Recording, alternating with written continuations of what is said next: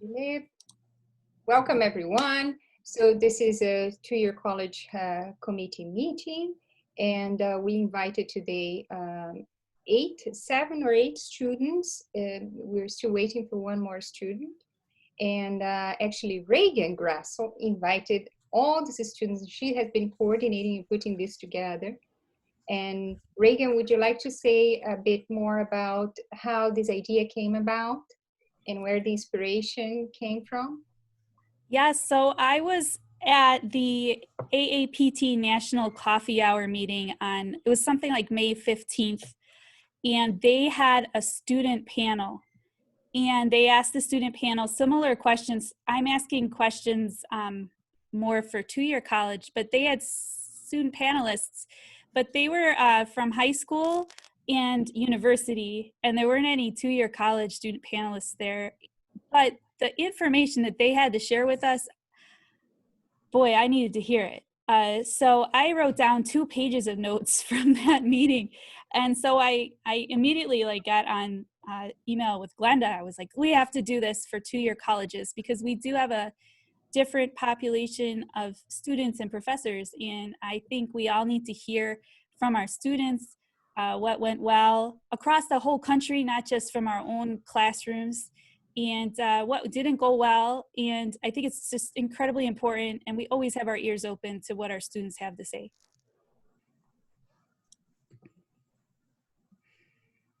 So, Glenda, do you have anything to say, or shall we start this off? Okay, well, a couple of things.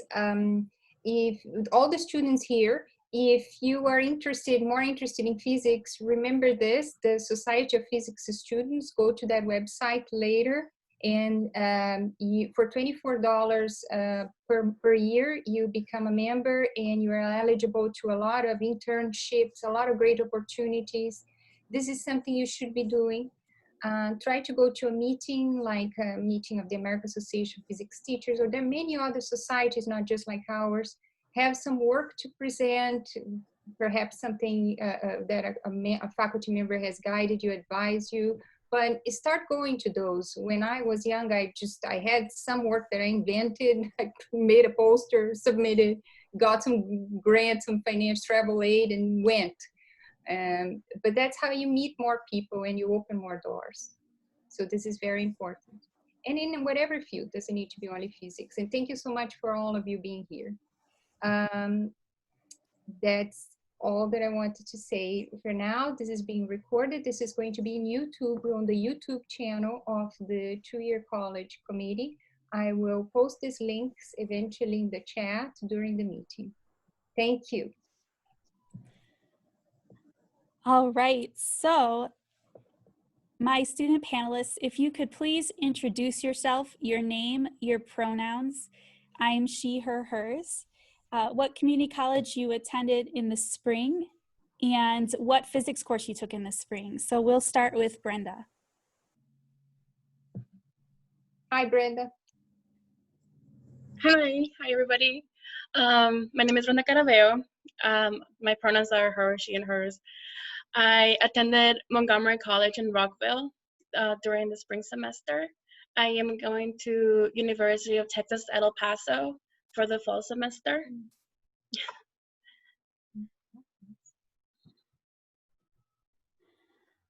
All right, and Brenda, what physics class did you take in the spring? Physics, General Physics 3, which is optic waves and modern physics. Wow, super. All right, Nathan. Can we add one question? Hello, everyone.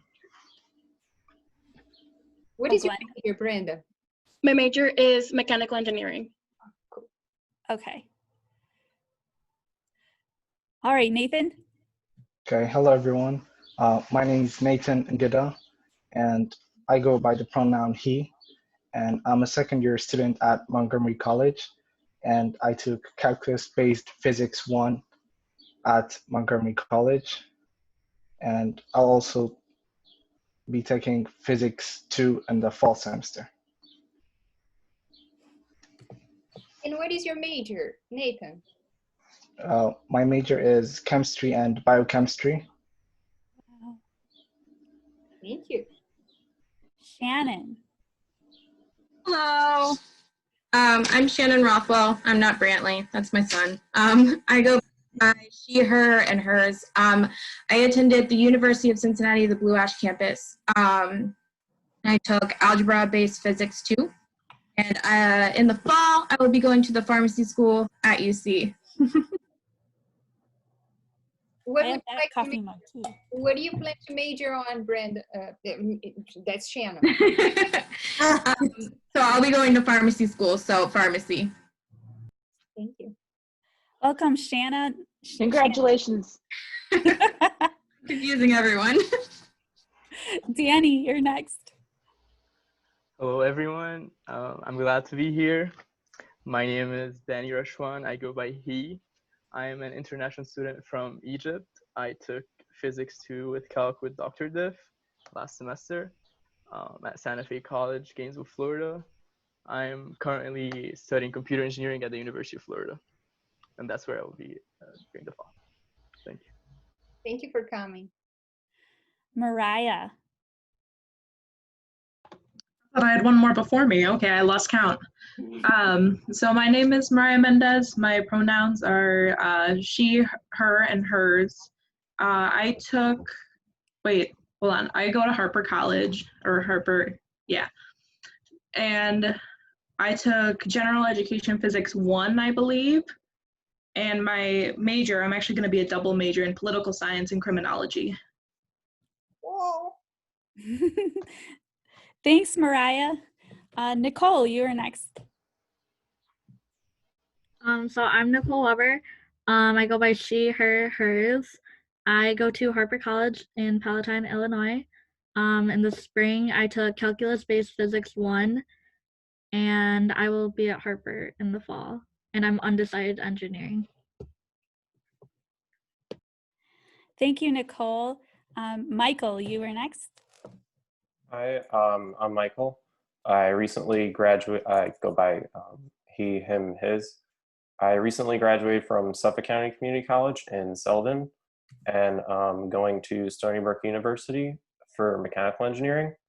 And I took Physics 3 Calc base and Physics 4 Calc base at Suffolk. Congratulations, Michael, and thank you for being here. Thank you, Professor.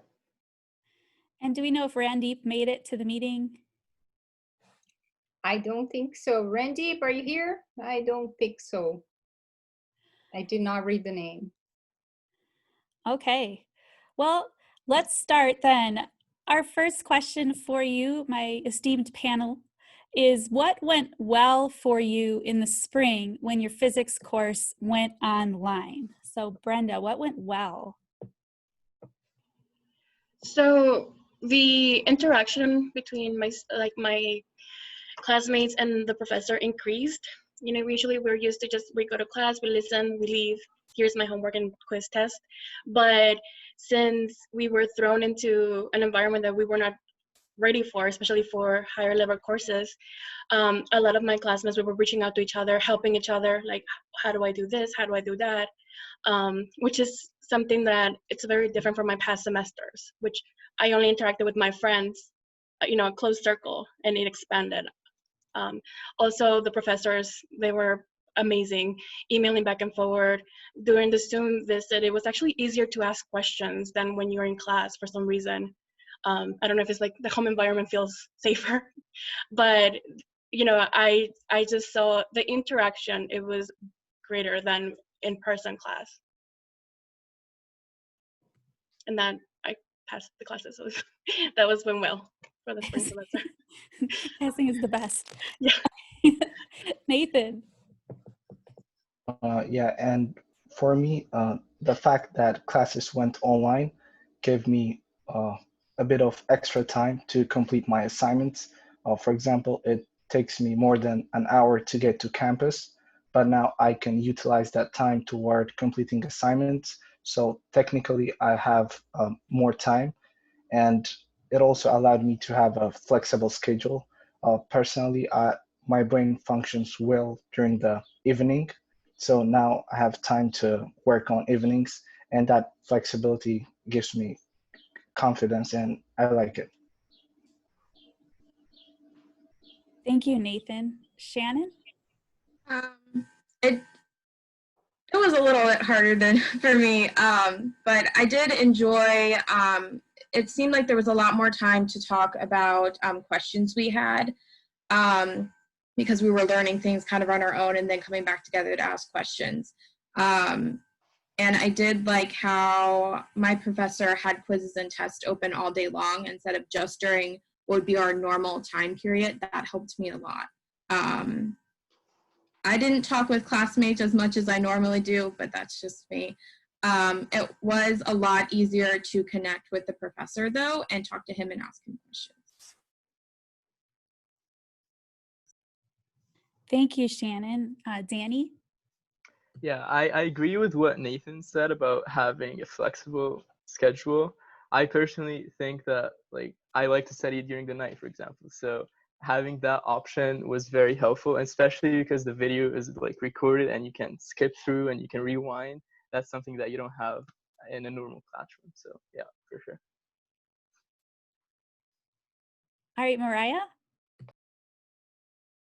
I wish I could say a lot went well for me. That isn't quite the case. I do want to say the class was already, it was blended. So we had a lab portion in class, and then we had work to do through the week online, and we met every Tuesday. So already then it was kind of flexible. My teacher is really awesome, by the way. She is very accommodating. I'd say that was easily the best part of the transition, was the fact I had a super supportive teacher and just trying to make sure that I was okay and that I was in the right place to do things. So I'm very appreciative of that. Thanks, Mariah. Nicole, you're next. So since I wasn't working both my jobs, I had more time to actually focus on my classes. And then it was easier to connect with my friends in my classes for like a little study group. And then I also found that exams were a lot easier to take at home because I didn't have the pressure of other people around me.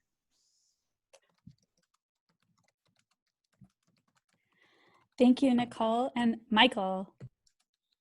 So some of the pros for the online for me were definitely what Nathan and Danny were saying, having to schedule your own time. I really did enjoy that because then I could catch up on like some notes or problems I missed before like the previous lecture or after lecture, because there's a lot of material to cover in a short amount of time. So that definitely helped. And it definitely helped with other classes trying to cut down on that material as well. So. Thank you. Thank you so much. And I'm going to reach out. Did Randeep make it? Poor guy. I'm going to stop trying. Okay. So the next question we have for our panelists is the opposite. What went poorly for you after we jumped online? And we'll start with Brenda. It was very overwhelming. I have a daughter, so her school also went online. I didn't have having all this time available to focus on my school because I also work. So it was waking up, making sure that my daughter make it to her online class, and then working from home. And then if I wasn't working from home, I was actually going to I work at a dermatologist's office, so I was still going to the office. And having to study after putting my daughter to bed it was very overwhelming. There was like little time to sleep. But also a lot of the classes just felt like it was as the professors were still thinking that we were just learning from them. Not physics. Physics was amazing, but some of the other classes just transfer what we were supposed to do in class online, and it was like trying to learn all that by ourselves. It was just overwhelming. The loss of structure, you know. Thank you, Brenda. Nathan? For me, what didn't go well was, although this does not apply to my physics class, in my physics class, we utilized the breakout room feature on Zoom, so we were able to work on problems virtually. But for my other classes, there was a bit of lack of engagement. So even though as students we learn most of the stuff from our teachers, we did not have a chance to connect with students, because students can also have their own perspective. So I believe what's unique about going to school is having the views of every student. So I believe the online learning did not have enough engagement. And finally, for me, the online classes opened door for procrastination in my case. So, for example, if there's no a specific time to meet in our class, then I would say I would complete this assignment next time, or I'll just listen to the recording. So that kind of keeps me backward. Sorry to interrupt. May I ask a question of the panelists really quick? How many of you had your classes synchronized? In other words, you met at the same time that you would meet face to face, except you would meet on Zoom or Teams or whatever? I did. You did? Okay. Yeah. Thank you. Sorry. No, we have Q&A time also after our short questions too. So please, everybody, please feel free to ask during that time. Nathan, thank you for sharing that. And Shannon, you're next. I had a lot of the same problems that Brenda had because I have a 7-year-old too who wasn't going to school or daycare anymore, so he was at home with me. And then I was still working. I had to go work at night at a hospital, so that took up a lot of my time. And just on top of that, especially with why we went online right now and all the stuff that's going on right now, it was just stressful. And so that made it really hard to want to dedicate time to anything. So I really struggled with that. Just finding time and then being stressed about everything else that was going on in the world. Plus I need to learn this. It was very overwhelming at times. Thanks, Shannon. And I forgot to say that you can include bad things from your physics class in this list. Danny, no pressure. Honestly, I was satisfied with my experience at Santa Fe. I wouldn't say there was a specific thing that went poorly with my experience, other than just me looking at the screen for like 12 hours every day. That like really like had a negative effect on my health. So I wouldn't say that there was really like a bad experience there. So yeah. Okay, thanks. Mariah. I might have a little bit longer of an answer. I just happen to be one of the unluckier students, and sometimes that's just how it is. I do want to say the institution and my teacher, Professor Gressley here, none of it was them. They were awesome. The institution took care of it pretty much perfectly, actually. But for me, I work better when I'm busy. I don't have a lot of space at home, so I stayed on campus all the time to work, including for physics. You know, sit there, do my labs. And in March, right before everything went down, the state shut down, I actually had an internship and everything was crazy. And at the same time, my uncle was sick out of state, so I was going back and forth to Minnesota and back. So there was a lot of transitioning. And then as soon as everything stopped, quite literally, I didn't know what to do because I don't really have a space at home. So physics was almost out of the question because it requires a lot of time to sit down. Physics was the only class I did not pass that semester. But that was an arrangement that was made because I was actually very interested in finishing, even if I took an incomplete. But my professor, Professor Gressley, was more concerned about my well-being and just wanted to make sure that I could do well. And if this wasn't the time for physics, then it just wasn't the time. So unfortunately, I had a little bit harder of a semester than a lot of people, but sometimes that's just how it is. Thanks, Mariah. Nicole. So I found that my professor, he kind of just stopped like supporting us after we moved online. He was amazing in person, and then once we moved online, it was really hard to reach him. He would take forever to respond to our emails. If we did have Zoom sessions, he would kind of just go over like a general list, and then it was really hard to ask him questions on there. And then also he would post like practice problems or exams and then never post answer keys for them. And then those same exam questions popped up on the final. And so we didn't know if they were right or if they were wrong. So I didn't know if like I was actually learning the material. But yeah. Thank you, Nicole. Michael. So some of my difficulties during the online learning was definitely trying to adapt to the online environment, kind of getting used to like just learning all the material from the computer.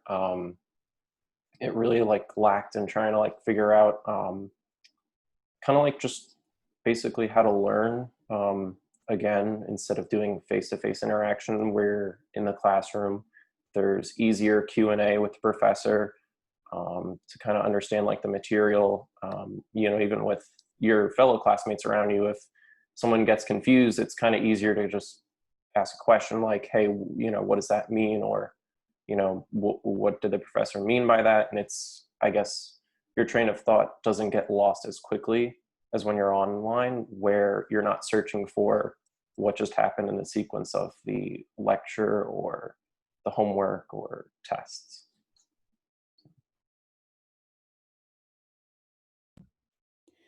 Wow, I just want to really again thank the panelists. All of your ideas are eye-opening for me, and I'm really hoping that my friend is taking notes for me because I'm going to be reviewing all of this for sure. Our last formal question for you is advice. We want your advice. What advice do you have for all of us? Because we are facing either, like right now, I'm teaching a summer class. There's 67 students enrolled. I'm co-teaching it with Chris, who's down there. And we need your advice. How it's an online physics lab. You know, what advice do you have for us and for all these friendly, wonderful physics professors who are listening today? And we'll start with Brenda. So one of the things that I really appreciated and liked about my physics class this semester was that it wasn't a class where I could Google the question, copy and paste, and then find an answer online, which a lot of my classes, I was able to do that. And it gives you the illusion of, oh yeah, I know the subject because you're following the instructions, you know, 1, 2, 3, 4.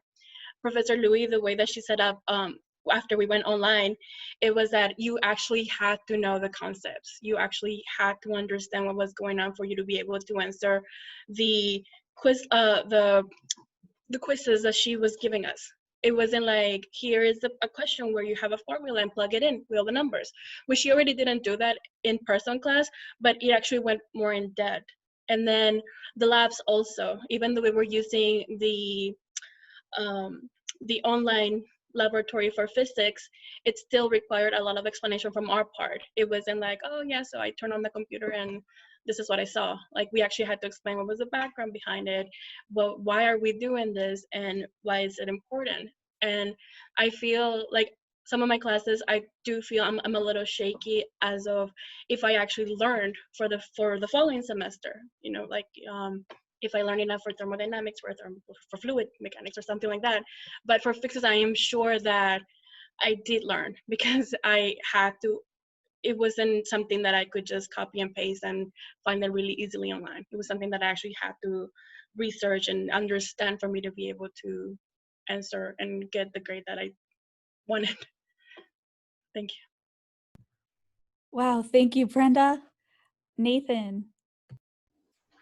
As a suggestion, as Nicole mentioned earlier, I believe professors should stay connected with their students, and they should follow up on them. They should hold a regular schedule in which they can connect with their students. And another thing is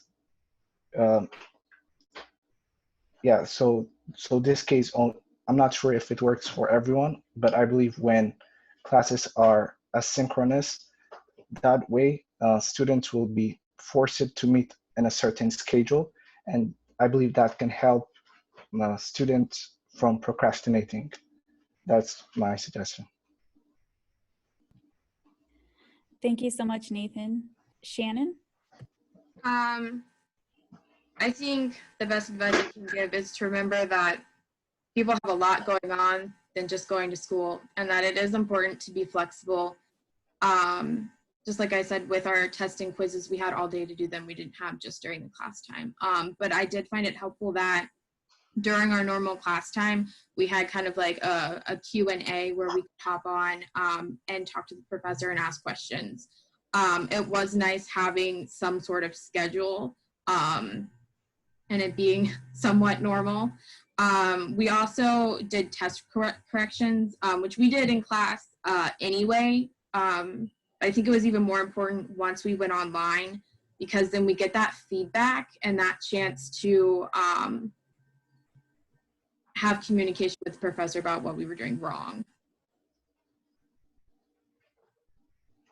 Thanks, Shannon. All right, Danny.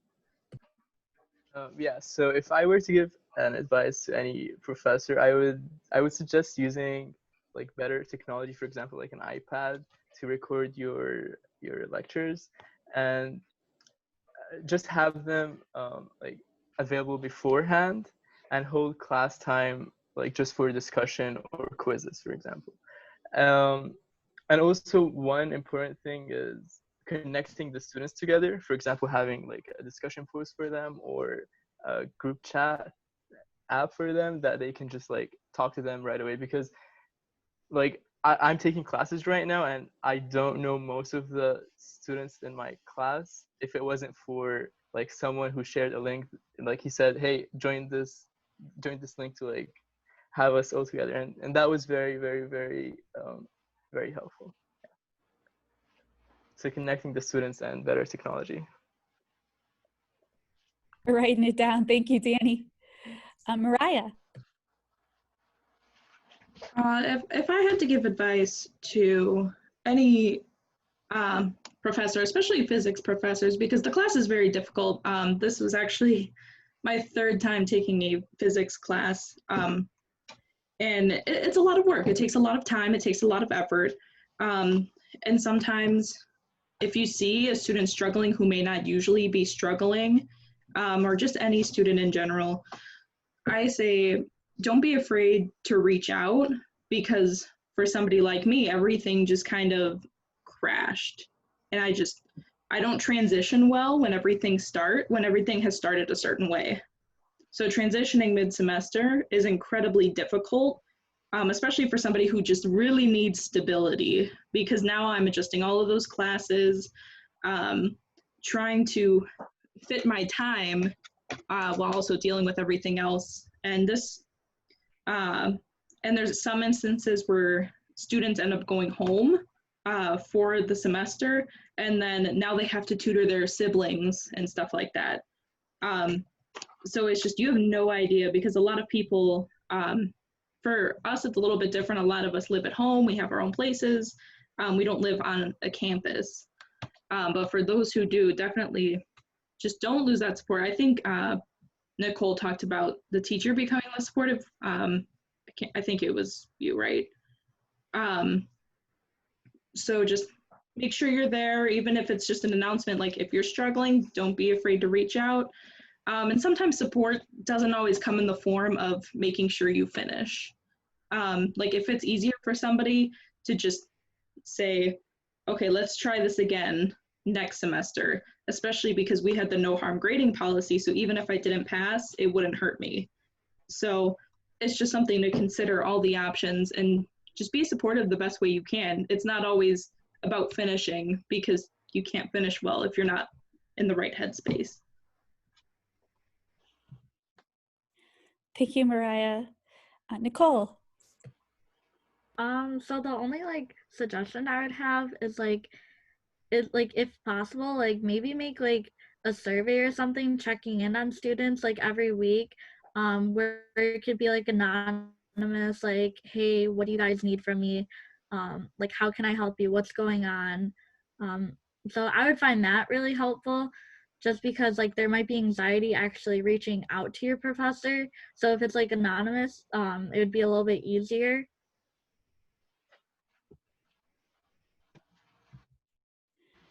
All right, Nicole, thanks so much. Michael. Some of the advice I would give would be just like a couple things.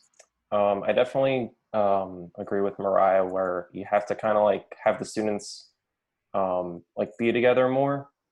You know, one of my fellow classmates, he couldn't come to one of my classes because his work schedule changed and of course was at that same class time and he couldn't record any of the notes.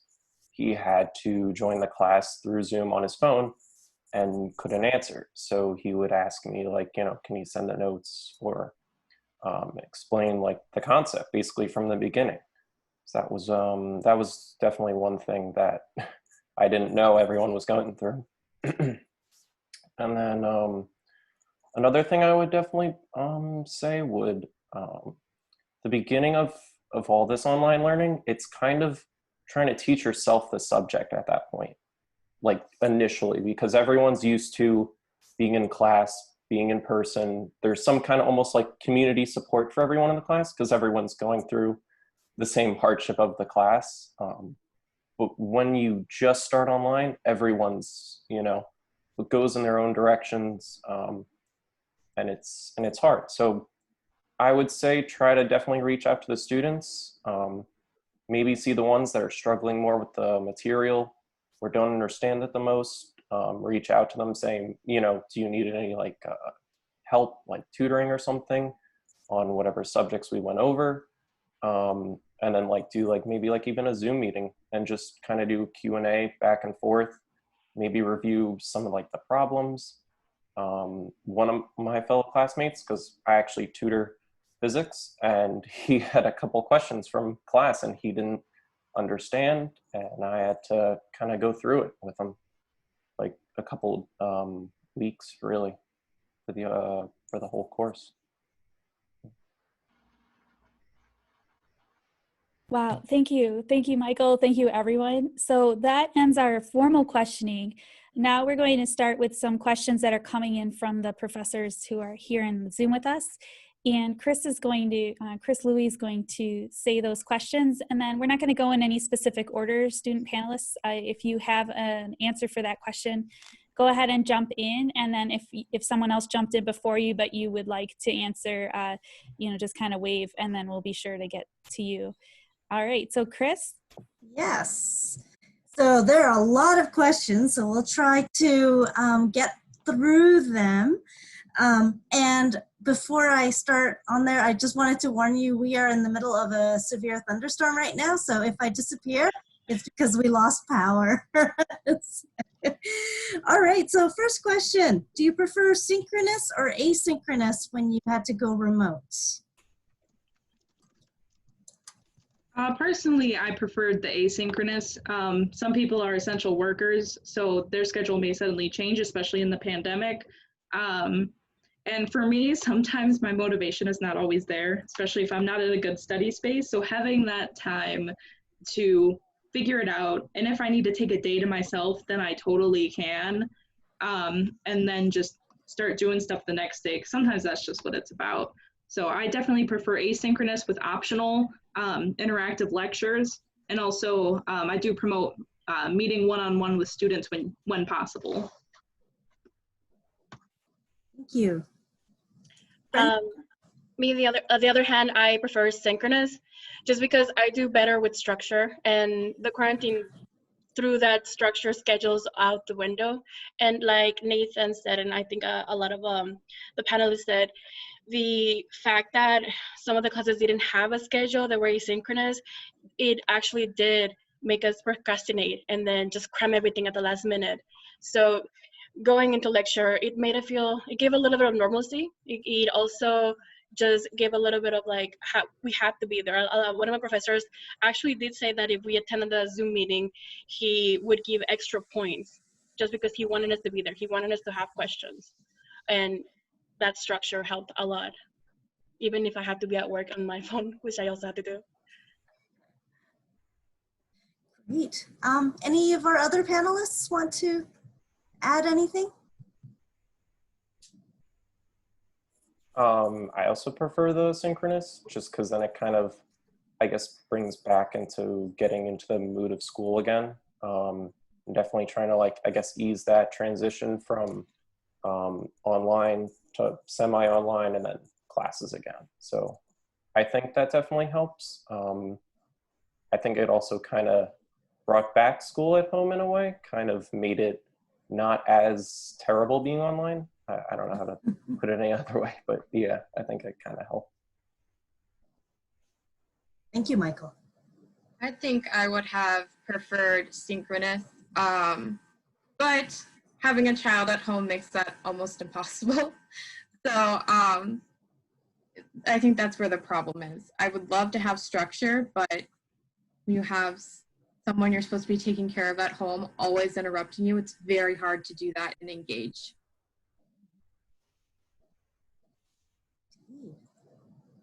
Okay, so next question.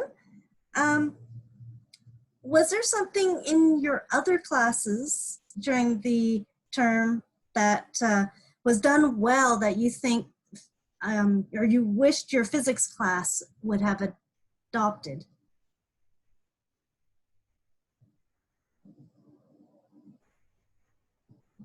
For me, the one thing that really helped, I think, a lot was having a Zoom call test, which was we would have our exam normally, like during class time, except we would have a Zoom call for all the students that would turn the computer screen down to their piece of paper and would show their phone in the off position. And then we could take a PDF version of the test and then send in the version of the test we did and be able to get partial credit. The professor could see the work and the like the thought process we had, and could see more clearly, I guess, you know, how the students were performing, what direction they were going through, like in the material, and I guess how well they understood it.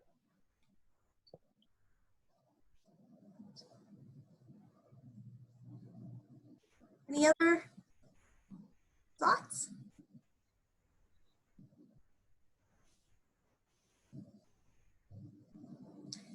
Okay, well, I'm going to move on then.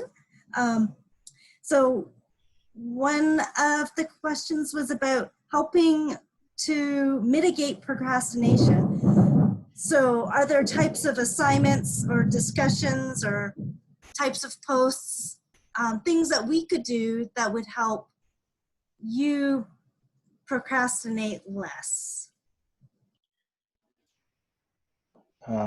Yeah, so I believe as my friends mentioned, if we have the asynchronous way of teaching, if we have a certain time to meet, then we'll have more focus and motivation, I believe.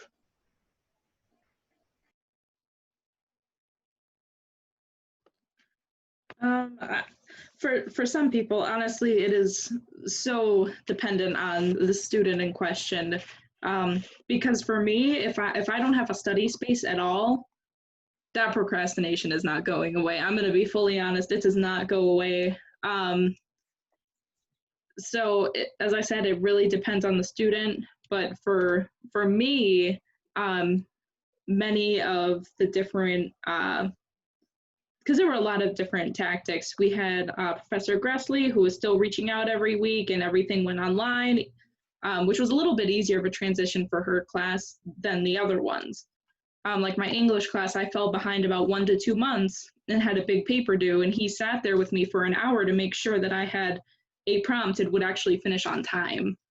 So sometimes it's about actually just sitting down with the teacher, and as long as teachers are willing to do that, I'd say that helps, because sometimes it's just you have to get the ball rolling.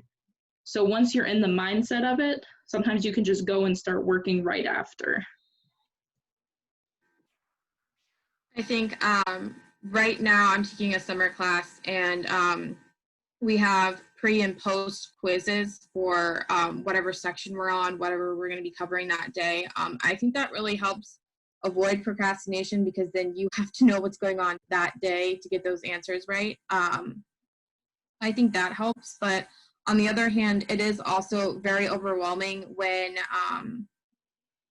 if you try to keep people from procrastinating by making a lot of assignments throughout the week, that gets very overwhelming too. So, you know, having a quiz due this day and then the next day homework and then the next day something else, that gets very overwhelming, and you're not procrastinating, but you're stressing out a lot.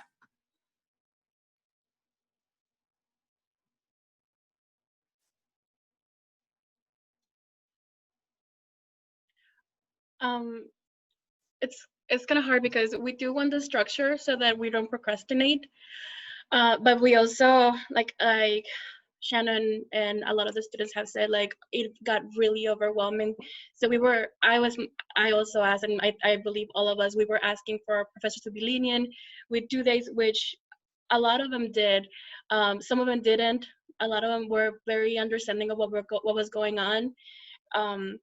So there, I don't understand, like, there has to be a balance between, I don't know how you guys are able to help us with procrastination, and then also, but also in a way that it doesn't affect our grades, especially when it went from being in class to just being thrown online, and then trying to understand the concepts by ourselves.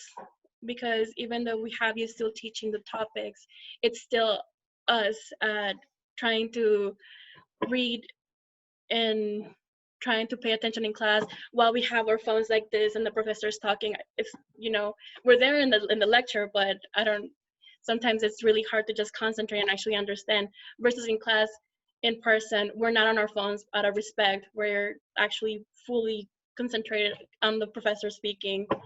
In-house, we have kids going around, family, pets.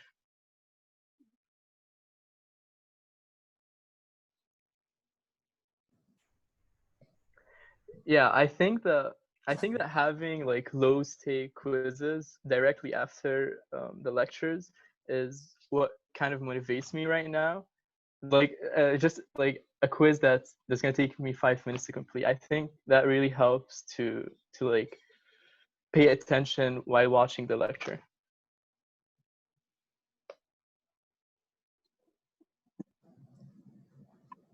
All right, so we only have 15 minutes left with all this wisdom.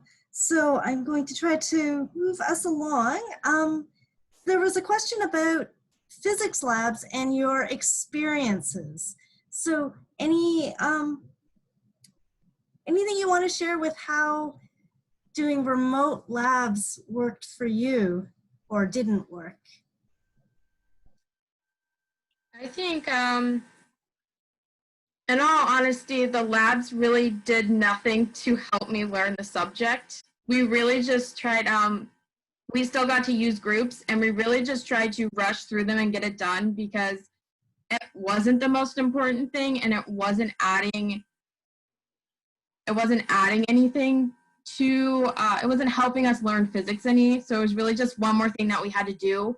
And it was really hard to actually get any value out of the labs.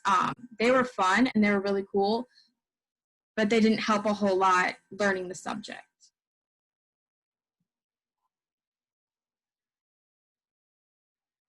I like the simulations. I like the way that Professor Louis, had them. Like, it was before we actually learned the concept for class. So like, we did the labs so that we understood the concept, and we had the class so that you explained what we did in the lab. I like that.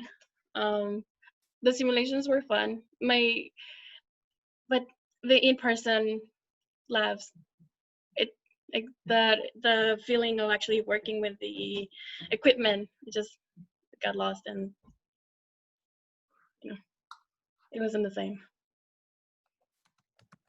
Yeah, I agree with Brenda definitely, because before this I was with Professor Danicolo for Physics 3 lab, and we were taught how to use oscilloscopes and how to do all the proper measurements, and then right after that, not being able to do that really, really kind of like lost track of how to understand the material.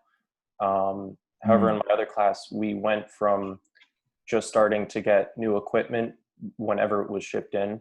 So that was kind of like learning basically from the ground up, when the professors are learning just as much as we are at that point, but then changing that to computational labs or numerical analysis, where it's again back to the computer and it's not much of a hands-on experience of knowing how to actually like do the experiment or what it means. You know, for example, we did before the pandemic the Michelson-Morley experiment, and we got to measure the speed of light experimentally, and then doing numerical labs after that, just it didn't really kind of,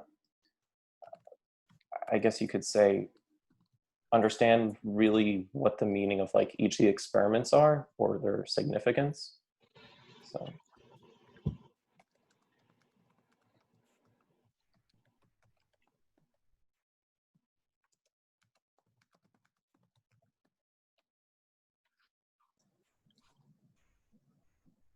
All right, thank you. So here's another question. So a number of the a number of the problems you all had mentioned are unique to your college students, and we're wondering how physics classes might help you address issues with things like, you know, balancing family and jobs in your other classes. Is there something specifically that a physics class might be able to help you with?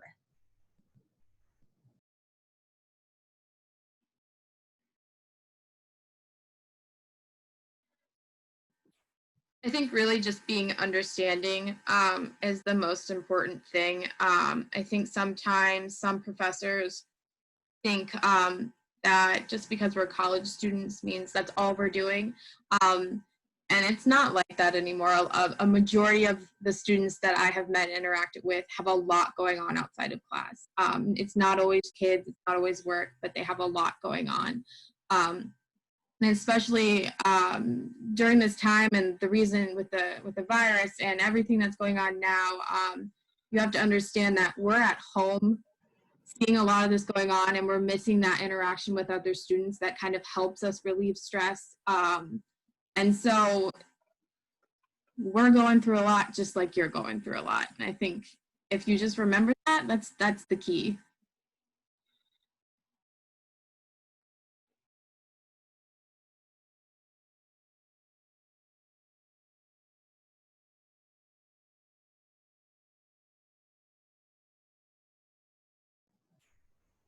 Thank you, Shannon. So here's another question, throw out there, and feel free if you think of something you want to add to a previously asked question, just jump in. So Kai wants to know, did you feel that the breakout room discussions were more or less engaging or effective than face-to-face discussions? I'm curious too. If they were mandatory, they were not as interactive. It was just a bunch of us saying, oh yeah, I agree with you, Shannon. Thank you for pointing that out, because it was mandatory. So, but if they were not mandatory and it was actually us, that's how I actually started to talk to more of my classmates, because we were all like, what is going on in this class? And we traded phones and we started texting each other, and then it was all of us trying to help with the projects, with the test. But like I said, mandatory was like, ooh, very nice. That was the extent of it. I think that a poll would help to decide whether the students want a breakout room or not. I agree with that. As I said, it's gonna depend on your base of students. You know, For example, for my English class, it wasn't like that necessary because we finished most of the readings and discussions in the first half of the semester, and then we were working on our final essay for the second half of the semester. So for something like that, it's not super necessary unless it's like, here, I'm having an optional meeting so we can all talk about our papers, you can get feedback, things like that. But if you have like a physics class, you know, I totally hear you, Brenda.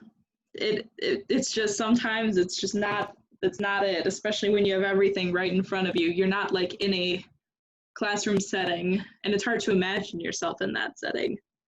So it really depends on the base of people. For physics, I think it's definitely helpful as long as it's done the right way. I the also right way? Oh, sorry. Yeah, what is the right way? As I said, it is going to depend on the students that you have. So a lot of it is discretionary, but for the most part, it would be, you know, visuals, like let's go through a couple problems. You guys had the work, let's do it. But I'm sure a lot of, I'm sure a lot of teachers were already doing that. So in that sense, you know, that's, in my opinion, the right way to go, as long as it's interactive, because for anything mathematically based, it usually works better when you are visually going through the work step by step for a lot of people. For me, for my dynamics class, the breakout rooms didn't help as much sometimes, because what Mariah was saying, when it depends on the students, you know, half the class it would be kind of like a bunch of yes men in some of the breakout rooms, groups, when we would be doing problems, where people just kind of wanted to get the problems done, so they would just get done with the course, where the other half would try to understand the material and try to understand, you know, how to do each problem so they can move on to the next course in the engineering program, or learn how to apply this to their physics course. So it does depend on what students are there, because some of them are not going to care at all, and they just kind of want to get, you know, it's going to be an opportunity for them just to get the problems done, and then they can just finish the course quicker. And then some are going to see it as an opportunity where it's going to be the complete opposite, where they can actually understand the course material much better. They get to talk with students more, and they can take another physics course if they want. They don't have to be, I guess, as you know, scared or timid to do so. I think the breakout rooms can somehow create space for interaction, but that doesn't mean it can replace the face-to-face meetings. But it's better to have it than not have it, I believe.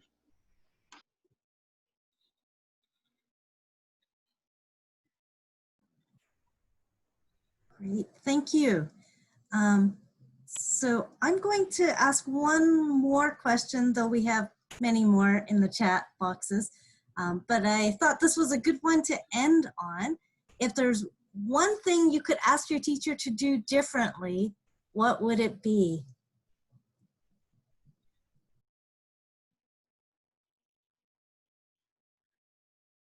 For me, I would say definitely the method of testing. That was, I think, the biggest thing, the biggest hurdle in the course, because the online tests were really subjective to the like numerical answers for typing in. So for my instance, I had 2 different physics courses at the same time, and 2 different methods of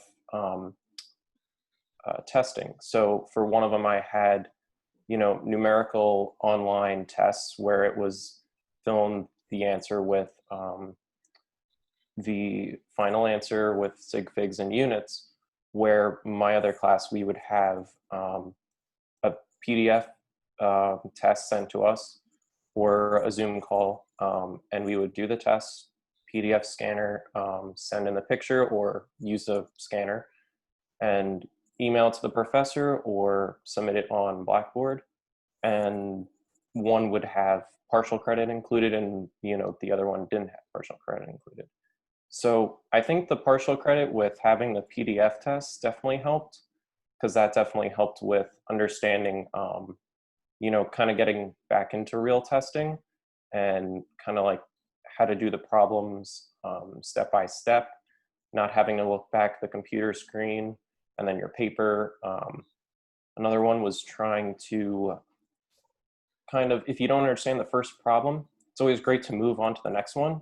So with online tests, it's a lot harder to do that sometimes, because sometimes they don't allow that, or they don't let you kind of flip back and forth as easily than just a piece of paper. So that was, that I would definitely change.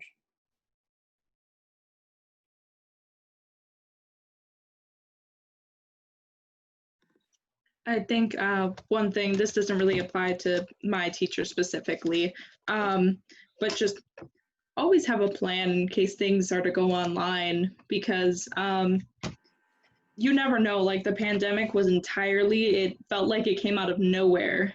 Like everybody's like, oh, like nothing's gonna happen, and suddenly it's Thursday, and they're like, okay, well, maybe see you next week, and then everything is shut down. So yes, this could apply to any seated class. I don't know what other physics classes look like, but I know for mine, the transition was a bit easier because it was blended already. And some labs were also online, not necessarily in person. So it's just always having a plan to make that transition, you know, as smooth as can be. You know, it's not going to be perfect by any means, but there's ways to lessen the damage. And it's just making sure that that backup is in place. This doesn't apply to my physics class either, but I was taking another class this spring semester, and my professor did not know how to use the technology that she should have been able to use, technology that other professors in her area have used. So I think that keeping up with the technology and making sure that everyone is aware of how to use it is really important, because we did just, I mean, it just happened that we went online and she didn't know how to use any of the resources that she should have known how to use, that was provided by the university. So it made going online with that class extremely hard because she didn't know how to post video lectures. She didn't know how to do online quizzes. So it was very hard.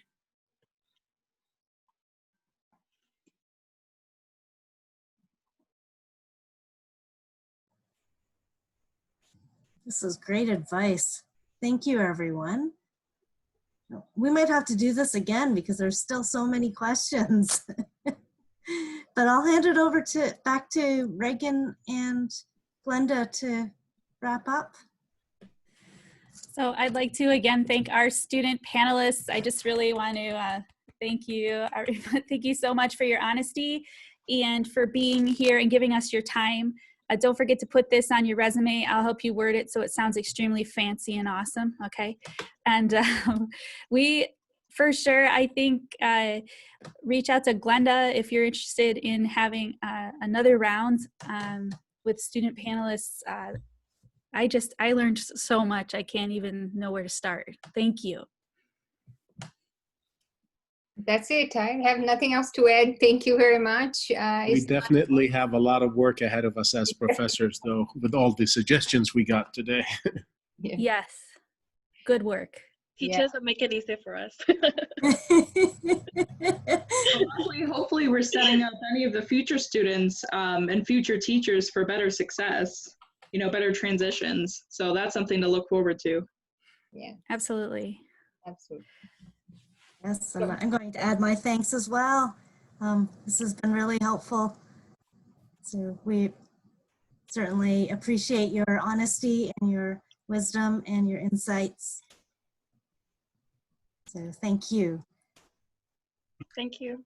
Thank you all. The meeting is over. Remember that this will be posted in YouTube. I posted the URL at the beginning of the meeting. If you want to keep a copy of everything that was typed in this meeting right now, you can keep a copy of that by going to